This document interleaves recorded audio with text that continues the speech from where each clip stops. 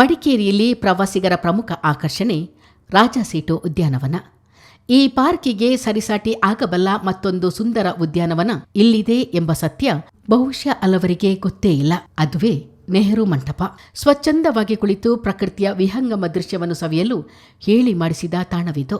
ಆದರೆ ಪ್ರಚಾರದ ಕೊರತೆ ಮತ್ತು ಏಕತನತೆ ಎನಿಸುವ ಮಂಟಪದ ಆವರಣ ಇಲ್ಲಿಗೆ ಪ್ರಕೃತಿ ಪ್ರಿಯರನ್ನು ಸೆಳೆಯುವಲ್ಲಿ ವಿಫಲವಾದವು. ಆದರೆ ಇಂದು ಅದೇ ಜಾಗ ಪಳಪಳ ಹೊಳೆಯುತ್ತಿದೆ. ಮಂಟಪದ ಆವರಣವಿಡೀ ಸುಂದರ ಪುಷ್ಪೋದ್ಯಾನವೇ ಎದ್ದು ನಿಂತಿದೆ. ಅಲ್ಲಿದ್ದ ಕಲ್ಲುಗಳೇ ಹರಳಿ ಹೂವಿನ ಲೋಕವನ್ನೇ ಸೃಷ್ಟಿಸಿವೆ. ಹೊಸತೊಂದು ಸ್ಪರ್ಶದಿಂದ ನೆಹರು ಮಂಟಪ ಇದೀಗ ಪರಿಸರ ಪ್ರಿಯರನ್ನು ತನ್ನತ್ತ ಸೆಳೆಯುತ್ತಿದೆ. ಇದಕ್ಕೆ ಕಾರಣಕರ್ತರಾದವರು ಜಯಣ್ಣ ಮತ್ತು ಅದರ ಸಹವರ್ತಿ ವಿನೋದ್ ಎಂಬವರು. ತೋಟಗಾರಿಕಾ ಇಲಾಖೆ ನಿರ್ವಹಣೆ ಮಾಡುತ್ತಿದ್ದ ನೆಹರು ಮಂಟಪ ಜನರನ್ನು ಸೆಳೆಯುವಂತೆ ಮಾಡಿದ ಜಯಣ್ಣ ಅವರ ಶ್ರಮ ಅಪಾರವಾದುದು. ಎಲ್ಲೇ ಹೂವಿನ ಗಿಡಗಳನ್ನು ಕಂಡರೆ ತಕ್ಷಣ ಅದನ್ನು ಇಲ್ಲಿಗೆ ತಂದು ನೆಡುವ ಜಯಣ್ಣ ಬಣ್ಣ ಬಣ್ಣದ ಡೇಲಿಯಾ, ದಾಸವಾಳ, ಗುಲಾಬಿಗಳ ಕೈತೋಟವನ್ನೇ ಮಾಡಿದ್ದಾರೆ. ಸುಮಾರು 70 ತಳಿಯ ಹೂಗಳು ನೆಹರು ಮಂಟಪಕ್ಕೆ ಕಳೆ ಕಟ್ಟಿವೆ. 15 ವಿವಿಧ ಬಣ್ಣಗಳ ದಾಸವಾಳ, 17 ಬಣ್ಣದ ಡೇಲಿಯಾ, 14 ಬಣ್ಣದ ಗುಲಾಬಿ ಹೂಗಳು ಉದ್ಯಾನವನಕ್ಕೆ ಸೌಂದರ್ಯ ತಂದಿವೆ. ಹೂವಿನ ಗಿಡಗಳಿಗೆ ಕಸಿ ಕಟ್ಟುವುದರಲ್ಲಿ ಜಯಣ್ಣ ಸಿದ್ಧಹಸ್ತರು. ಒಂದು ಹೂವಿನ ಗಿಡಕ್ಕೆ ಸುಮಾರು 21 ಕಸಿ ಕಟ್ಟುವ ಮೂಲಕ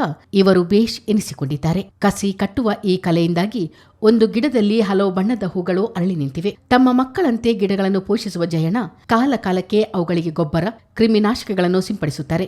ಈ ಕಾರಣದಿಂದ ಕಲ್ಲಿನ ಗುಡ್ಡದ ಮೇಲೆ ನಿಂತಿದ್ದ ನೆಹರು ಮಂಟಪ ಈಗ ಸುಂದರ ಉದ್ಯಾನವನವಾಗಿ ಕಂಗೊಳಿಸುತ್ತಿದೆ. ಇದು ತಾಯಿ ಆದರೆ 1 ಕಲರು, 2 ಕಲರು, 3 ಕಲರು, ಇದೊಂದು ಪಿಂಕು 4 ಕಲರು, ತಾಯಿ ಸೇರಿ 5 ಕಲರು ಒಂದೇ ಬುಡದಲ್ಲಿ 20ರಿಂದ 25 ಕಲರ್ ಗಂಟು ಬಿಡಿಸಿದ್ದೀನಿ. ಒಂದೇ ದಿನದಲ್ಲಿ ಮಾಡೋಕ್ಕಾಗೋದಿಲ್ಲ. ಈಗ ಜಾಪು ಇದು ಬಂದಾದ ಮೇಲೆ ಇದು ಜಾಪ್ ಕೊಡಲೇಬೇಕಾಗುತ್ತೆ. ಜಾಪ್ ಕೊಡ್ದೇ ಹೋದ್ರೆ ಅದು ಅಷ್ಟು ಇದು ಮಾಡೋಕ್ಕಾಗೋದಿಲ್ಲ. ಆ ಥರ ನನಗೆ ಈ ಕೆಲಸ ಮಾಡೋಕ್ಕೆ ನನಗೆ ಖುಷಿ. ಆ ಥರದಲ್ಲಿ ನಾನು ಮಾಡ್ತೀನಿ. ನೋಡಿ ಸರ್, ಇದು 4 ತಿಂಗಳು ಗಿಡ, ಇದು ಹೂ ಬಂದಿರೋದು. ಇದು 4 ತಿಂಗಳಿಗೆ 120 ದಿವಸ ಆಯಿತಾ. ಈಗ ತಿರ್ಗಾ ಮತ್ತೆ ಪುನಃ ಅಲ್ಲಿ ಮೆದ್ದಕ್ಕೆ ಹಾಕೋಕ್ಕೆ ತಿರ್ಗಿ ಗುಂಡಿ ಹೊಡೆದಿದ್ದೀನಿ 35. ನಿಮ್ಗೆ ಆ ಕಡೆ ಅಲ್ಲಿ ಎಷ್ಟು ಗಿಡಗಳಿದೆ ಈ ಥರದ್ದು ಈ ಕಲರ್ದು ಇದು 100 ಗಿಡ ಇದೆ ಟೋಟಲಿ. ಇಲ್ಲಿ 36 ಇದೆ. ಇಲ್ಲಿಗೆ ಬಂದು 5 ವರ್ಷ ಆಯಿತು. ಗದಿಗೆಲ್ಲಿ 3 ವರ್ಷ ಇದ್ದೆ. ಅಲ್ಲಿಂದ ರಾಜಾಸೀಟಲ್ಲಿ ಒಂದು 10 ವರ್ಷ ಇದ್ದೆ. ಒಟ್ಟಿಗೆ ಒಂದು 17-18 ವರ್ಷದ ಒಳಗಡೆ ಕೆಲಸ ಮಾಡಿದ್ದೀನಿ. ಆಮೇಲೆ ಇದು ದಾಸವಾಳದಲ್ಲಿ ಈಗ ನನ್ನ ಹತ್ರ 15-16 ಕಲರ್ ದಾಸವಾಳ ಇದೆ. ಡೈಲಿಯಲ್ಲೂ ಅಷ್ಟೇ, ಡೈಲಿ ಒಂದು 16-17 ಕಲರ್ ಇದೆ. ಎಲ್ಲ ಒಟ್ಟಿಗೆ ಟೋಟಲ್ ಸರಿ ಕಸಿ ಕಟ್ಟಿರೋದೇ ಬೇರೆ, ಅದು 21 ಕಲರು, 20 ಕಲರು, 15 ಕಲರ್ ಈ ಥರ ಇದೆ. ಎಲ್ಲ ಒಟ್ಟಿಗೆ ಟೋಟಲಿ ಸೇರಿ ನಾನೀಗ ಒಂದು 70 ಕಲರ್ ನನ್ನ ಹತ್ರ ಕಣ್ಣು ಕಾಣ್ತಾ ಇದೆ. ಕಸಿ ಈಗ ನಾನು ಬುಡಕ್ಕೆ ಒಂದೇ ಬುಡದಲ್ಲಿ 20 ಗುಣಿ ಕಟ್ಟಿದ್ದೀನಿ, 15 ಗುಣಿ ಕಟ್ಟಿದ್ದೀನಿ, ಒಂದು 5 ಗುಣಿ ಕಟ್ಟಿದ್ದೀನಿ, 4 ಗುಣಿ ಕಟ್ಟಿದ್ದೀನಿ. ಈ ಥರ ಯಾವುದು ಒಂಟಿ ಯಾವುದು ಮಾಡಿಲ್ಲ, ಎಲ್ಲಕ್ಕೂ 10-15 ಈ ಥರ ಎಲ್ಲ ಕಟ್ಟಿದ್ದೀನಿ. ಅದರಲ್ಲಿ ಯಾವುದು ಫೇಲ್ಯೂರ್ ಆಗಿಲ್ಲ.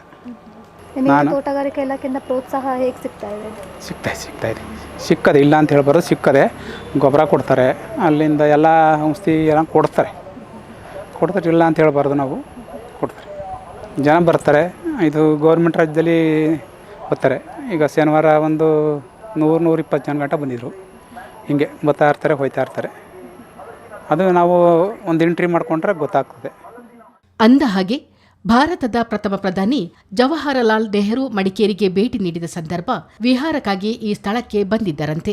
ನೆಹರು ಕಲ್ಲು ಬಂಡೆಯೊಂದರ ಮೇಲೆ ಕುಳಿತು ಪ್ರಕೃತಿಯನ್ನು ಆಸ್ವಾದಿಸಿದ ಸ್ಥಳವೇ ನೆಹರು ಮಂಟಪ. ಪುಂಡ ಪೋಖರಿಗಳ ಆವಾಸ ಸ್ಥಾನವಾಗಿದ್ದ ಈ ಮಂಟಪ ಇಂದು ಪ್ರವಾಸಿಗರನ್ನು ಮತ್ತು ಪ್ರಕೃತಿ ಪ್ರೇಮಿಗಳನ್ನು ಆಕರ್ಷಿಸುವಲ್ಲಿ ಯಶಸ್ವಿಯಾಗಿದೆ. ನೆಹರು ಮಂಟಪದಲ್ಲಿ ಕುಳಿತು ಸುತ್ತಲೂ ಹರಡಿಕೊಂಡಿರುವ ನಿಸರ್ಗ ಚಮತ್ಕಾರವನ್ನು ನೋಡುವುದೇ ಸ್ವರ್ಗಾನುಭವ ಎನ್ನಬಹುದು. ಚಿತ್ತಾರ ನ್ಯೂಸ್, ಮಡಿಕೇರಿ.